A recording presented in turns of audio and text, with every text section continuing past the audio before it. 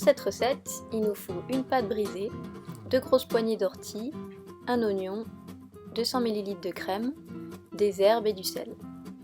Pour la pâte brisée, il faut 200 g de farine, 100 g de beurre et 50 ml d'eau.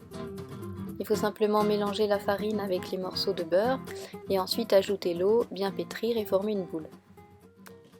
Ensuite, pour la garniture, on va commencer par émincer un oignon.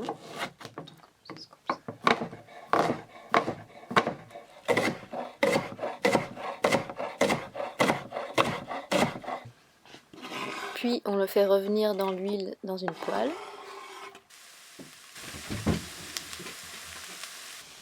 Pendant ce temps-là, on peut laver les orties et les hacher. Et au fait, pour cueillir les orties, on prend les toupets, c'est-à-dire les 2-3 premiers étages de feuilles.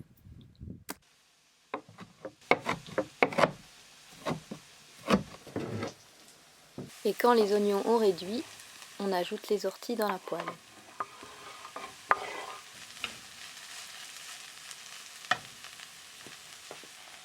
On peut ajouter du sel. Ici, on a mis aussi de la sarriette. Et quand les orties et les oignons ont réduit, on ajoute la crème.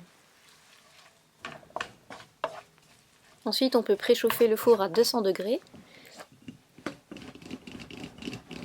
Et puis étaler la pâte avec un rouleau.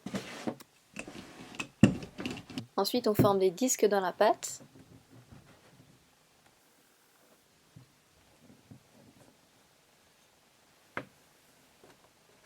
Alors là, on va vous montrer deux façons de faire des chaussons.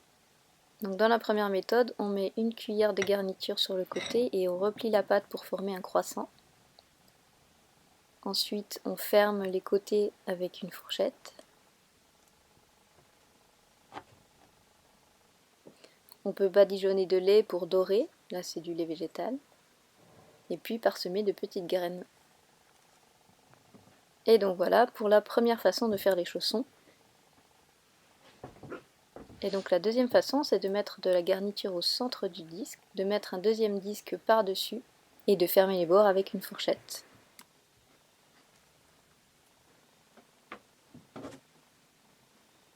Et puis voilà, c'est parti, on enfourne pour 25 minutes à 200 degrés.